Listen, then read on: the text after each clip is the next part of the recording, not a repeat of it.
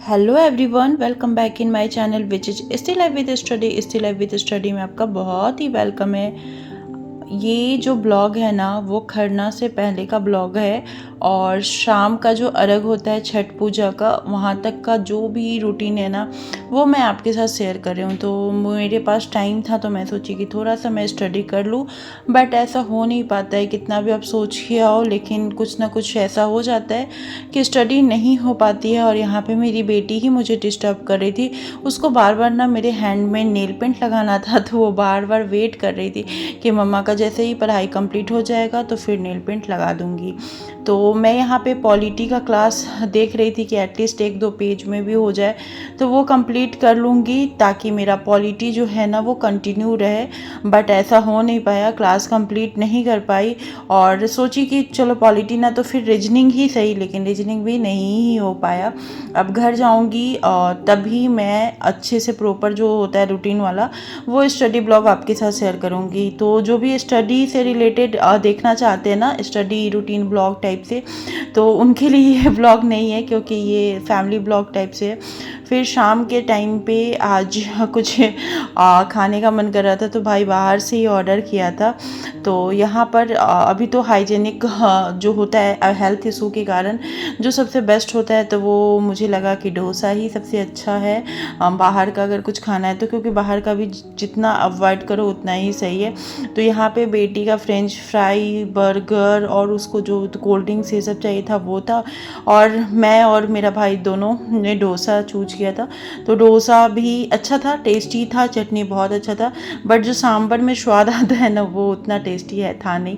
तो ये सब फैमिली मोमेंट्स होते हैं जो आप लोग एक दूसरे के साथ शेयर करते हो, और बाद में ये सब टाइम ना बहुत ही कम मिलते हैं, क्योंकि सब अपनी अपनी लाइफ में बिजी हो जाते हैं, सबकी अपनी लाइफ रहती है। जैसे मेरा भाई अभी स्टडी करता है तो उसका खुद का ही मतलब कि पढ़ाई से उसको टाइम नहीं मिल पाता है। फिर मेरा भी आप लोग रूटीन देखते ही हो कि मैं अपने फैमिली में बिजी हो जाती हूँ, तो बहुत कम टाइम होता है कि ऐसे सब गेट टुगेदर होते हैं और कुछ इंजॉय करते हैं। और आज के रात में मेरा बड़ा वाला भी भाई आ जाएगा तो फिर और भी ज़्यादा मस्ती होगी। फिर यहाँ पे नेक्स्ट डे मॉर्निंग में मेरी बेटी को पटाखा छोड़ना था, तो उसके लिए उसके नानू पटाखा लाए थे। वो फुलझड़ी था ना, तो फिर वो बार बार हर दिन सुबह में जाके बोलती थी कि नानू पटाखा कब लाओगे, मुझे अनार छोड़ना है, ये छोड़ना है, वो छोड़ना है। ऐसे वो बहुत ज़्यादा डरती है, मतलब कि खुद से नहीं छोड़ेगी, दूसरा अगर कोई छोड़ के देगा ना तो फिर उसको मज़ा आएगा। और इसके बाद खरना का जो पूजा होता है ना, उसका प्रसाद यहाँ पे बन रहा है। तो प्रसाद मम्मी और चाची मिलके बना रही है। और खरना से मतलब खरना क्या, नहा खा से ही छठ पूजा की वाइब्स जो होती है ना, वो बहुत ही ज़्यादा पॉजिटिव आने लगती है। बहुत ज़्यादा मतलब कि अच्छा फील होता है। चारों तरफ छठ पूजा का गाना बजता है। जो बिहार, यूपी, झारखंड साइड से उन लोग को पता ही है कि छठ पूजा में कितनी धूमधाम से छठ पूजा मनाया जाता है। स्पेशली गांव में बहुत ही अच्छे से मनाया जाता है। लेकिन अब सब जो है ना कि शहर में बस रहे हैं, मतलब गांव में जाना आना पॉसिबल नहीं है, सारा सामान लेके जाओ फिर आओ।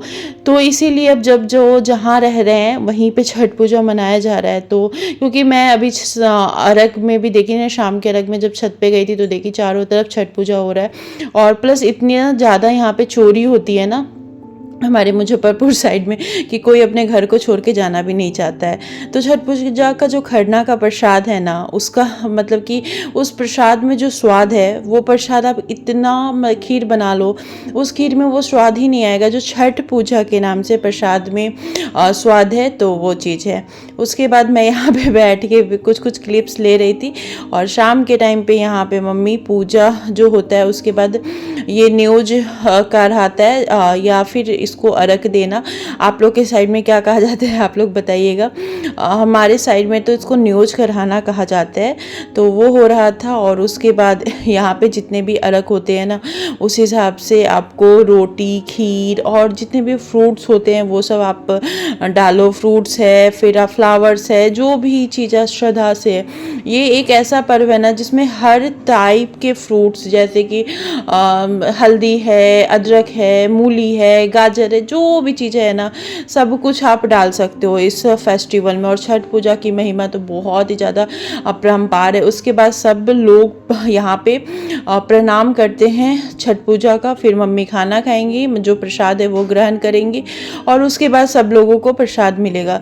तो ये इसी टाइप से रिचुअल्स है, सब लोग तो जानते होंगे, जो भी मेरा ब्लॉग देखते होंगे वो सब जानते ही होंगे। तो यहाँ पे मेरे हस्बैंड है और हस्बैंड भी पूजा का हवन जो होता है वो कर लिए, फिर मैं हवन की। और थोड़ा सा ना मुझे अभी उठने बैठने में बहुत ज़्यादा प्रॉब्लम हो रहा है क्योंकि मेरे 9 मंथ हो चुके हैं, तो अब कभी भी कुछ भी हो सकता है।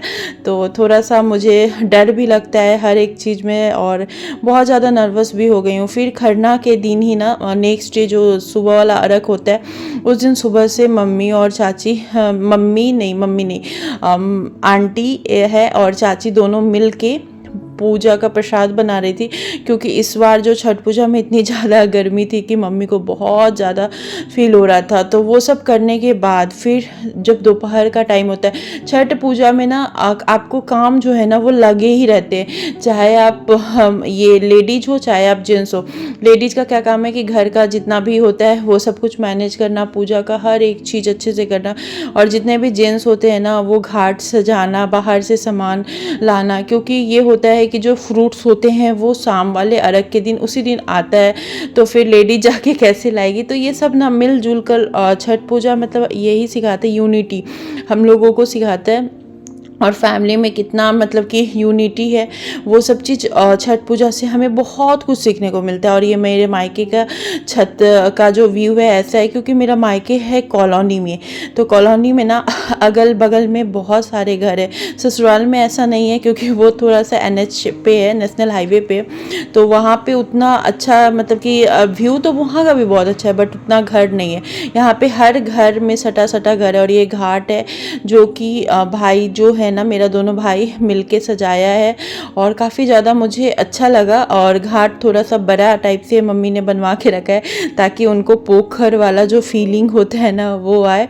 तो ये ऐसा ही है। आप लोग बताओ कि आप लोग के इधर छठ पूजा कैसे मना, कमेंट करके बताइएगा। और क्या क्या किए, क्या क्या रिचुअल्स ये किए। और छठ पूजा में तो पढ़ाई मुझे नहीं लगता कि किसी की प्रॉपर हुई होगी, क्योंकि ट्राई किया जाता है कि हो जाए, और हम हाउसवाइफ के पास तो नहीं टाइम रहता है। ऐसे तो मैं अपने मायके थी तो मुझे उतना कोई काम था नहीं, लेकिन फिर भी मैं नहीं पढ़ पाई थी हेल्थ इशू के कारण। मुझे ना बहुत ज़्यादा, एक तो मुझे बीपी का, ब्लड प्रेशर का भी इतना ज़्यादा बीपी मेरा बढ़ जा रहा है, जबकि मैं नॉर्मल फील कर रही हूँ और मेरा बीपी बहुत ज़्यादा हाई बता रहा है, तो उससे भी बहुत ज़्यादा डर रही हूँ। और देखो इसके नानू यहाँ पे पटाखा में जो है ना फोड़ रहे हैं, और इसके बाद ये इतना ज़्यादा डर जाती है। तो यही सब चीज़ें, इसको डर लगता है बहुत ज़्यादा, मतलब डर लगता है, लेकिन पटाखा फोड़ना भी रहता है। तो अब बोल रही है नेक्स्ट ईयर से मम्मा मैं रॉकेट छोड़ूंगी। मैं बोली पहले तू अच्छे से फुलझड़ी छोड़ना सीख ले तो मैं रॉकेट तुमको छुड़वा दूंगी। तो यही सब है। ऐसे पटाखा तो ज़्यादा फोड़ना नहीं चाहिए क्योंकि पॉल्यूशन होता है पटाखा फोड़ने से, लेकिन कभी कभी फेस्टिवल में इसको अवॉइड भी करना चाहिए। तो ज़्यादा तो नहीं, लेकिन जितना है उतना 2-3 दिन में या 3 दिन में छोड़ देगी। और इसके बाद ना जब शाम वाला अर्घ हो गया उसके बाद हमारे यहाँ ये हाथी जो होता है उसका रिचुअल्स होता है, हाथी भरा आता है उसका रिचुअल्स होता है।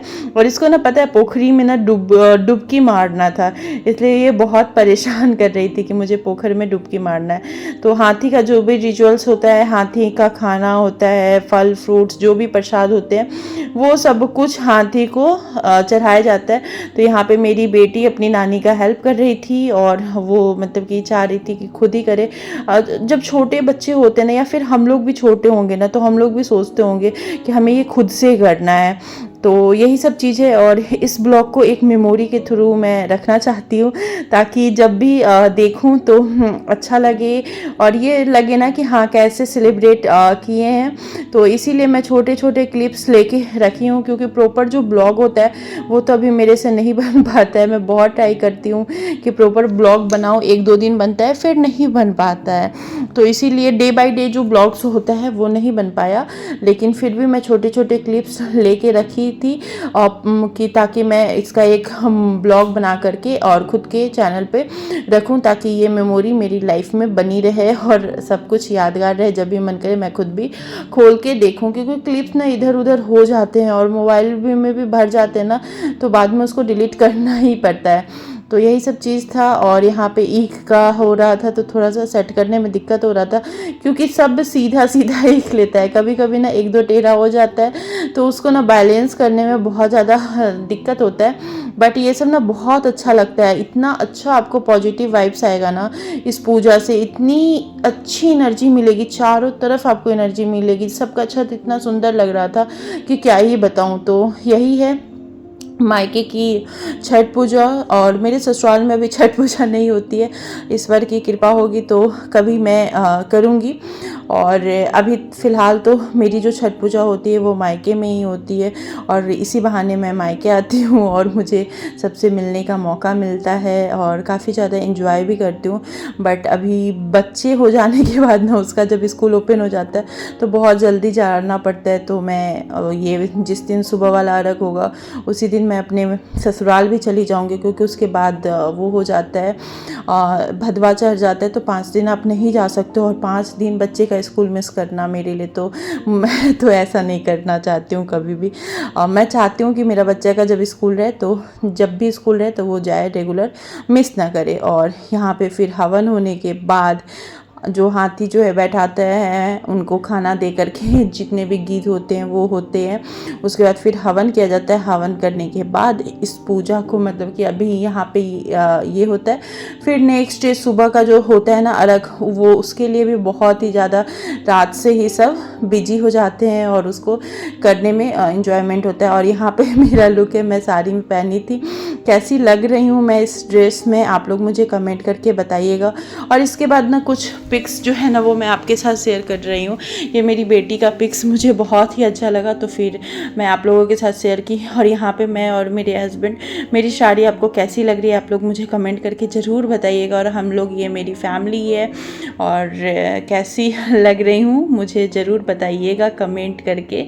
और यहाँ पे मेरी मायके की फुल फैमिली है, मेरा भाई है, मेरे चाची हैं, और ये यहाँ पे जो दोनों है ना वो मेरा दोनों भाई है, एक बड़ा इस साइड से रेड शर्ट वाला बड़ा भाई और वो छोटा भाई, और यहाँ पे मैं और मेरी बेटी, और यहाँ पे मैं, मेरा भाई और मेरी चाची का बेटा है। तो चाची का बेटा लेकिन सब हमेशा साथ में रहें, तो बहुत ही ज़्यादा मतलब फीलिंग्स जो है वो अपने वाली ही है। तो चलिए इस वीडियो को यहीं पे एंड करती हूँ। अब मिलूँगी नेक्स्ट वीडियो में मायके का, शायद वो मेरा मायके का रिटर्निंग व्लॉग होगा। तो फिर अब बाय बाय, टेक केयर।